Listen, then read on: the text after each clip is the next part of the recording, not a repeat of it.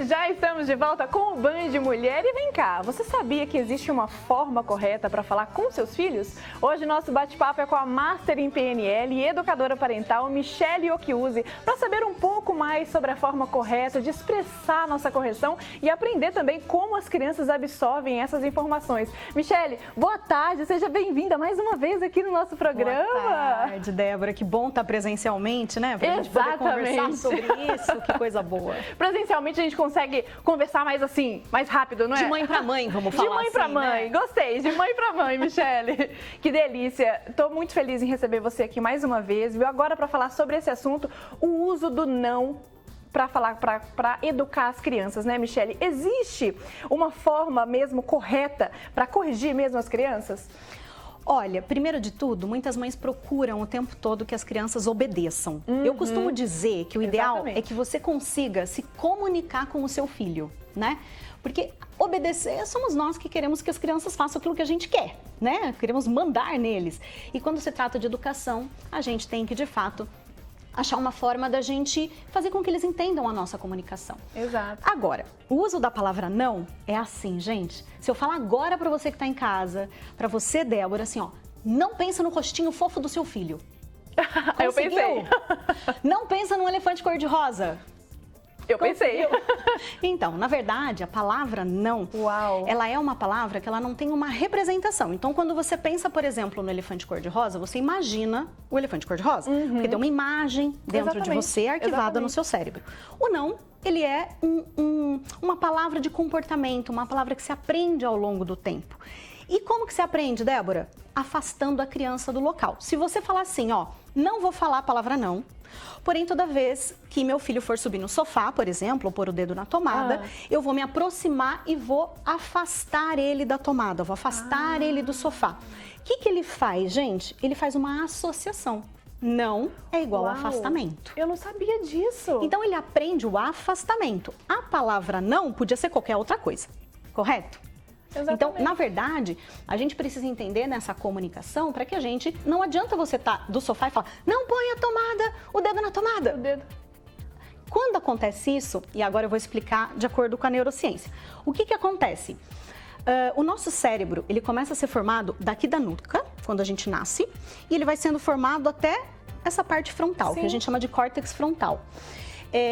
Nessa formação, toda essa parte aqui, que termina a formação com 20, 25 anos... É mesmo? Sim, gente. 25 anos? Isso não significa que você não consegue ter controle, por exemplo, com 18, com 25 anos. Porém, essa parte frontal aí do seu cérebro é a parte responsável, por exemplo, pelo controle dos impulsos. A criança não consegue controlar os impulsos. Não porque ela não quer, não porque ela não entende, porque ela não tem essa capacidade neurológica, essa formação neurológica para poder, por exemplo, controlar esses impulsos. Então, junta com o fato do não ser fácil essa leitura, com a habilidade da criança de não conseguir entender a palavra não e controlar esse impulso de fazer aquilo que ela deseja. Exato. Né? Então, assim, vamos achar uma forma de arrancar o não do nosso vocabulário. E afastar, eu não sabia. Olha, mãe de 2, eu não sabia disso, Michele. Acabei de aprender mais uma. Poxa! E você sabe que legal? Não sabia. Tem uma pesquisa de 2 profissionais da Califórnia que eles falam muito sobre a comunicação positiva, o impacto da comunicação positiva, né? Toda vez que a gente escuta a palavra não, a gente libera, por exemplo, o cortisol e a gente fica estressado. E quando a gente fica estressado, a gente bloqueia o nosso aprendizado, por exemplo. A gente não consegue aprender. Então, e por que isso? Porque provavelmente na sua infância você recebeu não. Exato. E aí você fez uma associação da palavra não com esse estresse. Quando você libera esse cortisol, você também bloqueia, diferente da palavra sim. Né?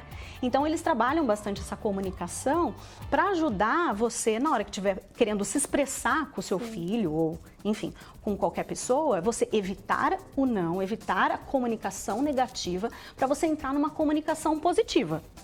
Entendi. Isso não significa que a gente tem que ficar pensando positivo o tempo todo. Tá, É verdade, é verdade. E Michele, e por que as crianças não obedecem?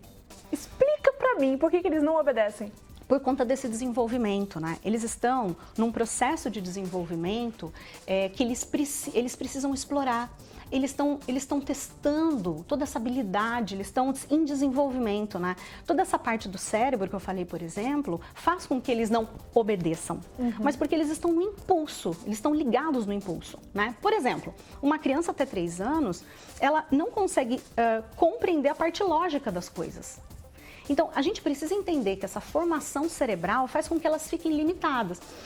E tem uma coisa, Débora, se eu falar agora para você que você a partir de hoje vai morar num planeta chamado Zion, que você não sabe a língua, que você não sabe o que eles comem, que você não sabe nada, e aí eu falo assim, quando você chega lá, você procura um guia turístico.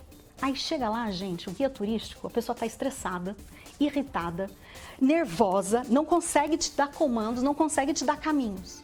Vou te dizer, você aí em casa provavelmente é o guia turístico estressado num bebezinho que foi para um planeta Zion, que é o nosso. Nossa. Eles chegam aqui sem saber fazer nada, sem saber falar, sem saber comer, sem saber se comunicar. E o que eles mais querem são pais seguros. Então, se você como pai consegue se manter seguro ali, e seguro, gente, significa controlado. Quando você estoura, quando você explode, quando você grita, quando você fala elevado, ele fica instável. Você mostra para a criança uma instabilidade. E é essa instabilidade que faz com que ele não entenda essa comunicação e deixa de obedecer, que é só para falar a mesma linguagem. Exatamente. Michele, nós estamos recebendo aqui mensagens no nosso WhatsApp aqui do Band de Mulher, e a Juliana Alves, ela é de Campinas. Te acompanho nas redes sociais e gostaria de entender o porquê nós, como mães, sentimos culpadas após uma correção. E aí? Boa pergunta. Juliana Alves. Tá. Primeiro de tudo, que toda vez que a gente olha para os nossos filhos, Juliana, a gente vê nós neles.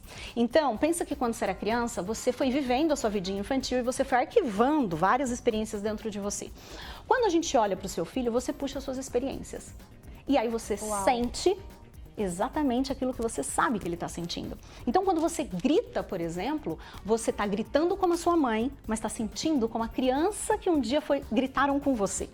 E aí isso faz você sentir dor, sentir tristeza e, consequentemente, culpa, porque você sabe que esse sentimento está dentro de você, você sabe o que é, né? Agora, também tem toda a questão social que a gente vive, onde a mãe é responsável e coloca um peso e uma carga super grandona em cima de nós, e aí a gente acaba trazendo essa maternidade de um jeito mais obrigatório. E aí a gente deixa de seguir o nosso feeling, a gente deixa de seguir o nosso coração e se sente mais culpado. Nossa, gente, que aula, hein? Ó, tem uma coisa que é importante a gente falar, para fechar o assunto do não, para se a gente for entrar em outras coisas, que é assim, ó, quando o seu filho subir no sofá, em vez de você falar, não suba no sofá, diga, desça do sofá. O nosso cérebro, ele também absorve as nossas ações. Então, se eu falar pra você, corra, senta, deita, isso não é criança não, tá, gente? Todos nós. Você obedece esse comando, né? O comando da ação. Quando vem o não, a criança, por não ter esse córtex pré-frontal e tudo aquilo que a gente já falou, ela é como se estivesse escutando. Quando você fala, não suba no sofá, ela está escutando, suba no sofá. Suba no sofá. Isso não põe o dedo na tomada, ela está escutando, ponha o dedo na tomada. E daí ela está fazendo justamente o oposto. Então, fale com ela de uma forma positiva. Se afaste da tomada, se afaste do sofá, né? Vá tomar banho, né? Ou seja, dê comandos claros, não só para ela, mas para as pessoas com quem vocês convivem. Nossa, sabe? Michele, eu tô aprendendo muito com você. Gente do céu, que vergonha. Não é legal? Não, é muito legal. Mas é muito não sinta vergonha. Não é vergonha, mas poxa, tenho 2 em casa e eu nunca tinha parado para perceber isso. Eu tenho uma amiga que tem 7 filhos. E é natural, né? A gente esquece de entender, Michele, que precisa estudar mesmo. Sim. Olha, o que eu falei aqui, gente, e eu fui ainda numa linha, que se a gente entrar na psicanálise, no ego, no id, no superego, e a gente for falar de comportamento, é muita coisa pra falar. A gente vai entender como funciona a construção da psique e tal. E a gente não estuda isso quando vai ser mãe. Não vai. Gente, e eu falo isso porque assim, eu não tinha isso com meu filho de 12 anos. Né? Então, você estudar isso, você ter a informação e tudo mais, também faz parte da maternidade. Nossa, Michele, muitíssimo obrigada. É sempre muito gostoso recebê-la aqui. Michele, parabéns, que ela tá gravidinha aqui, tá esperando uma menininha. Agora sim um casal, né, Michele? Agora uma menininha, agora uma menininha. Parabéns, me deu muita saúde, muita paz, muita paciência, né, que a gente precisa. Sim, sim. Muita paciência e muito obrigada por ter vindo aqui, viu? Muito gostoso receber.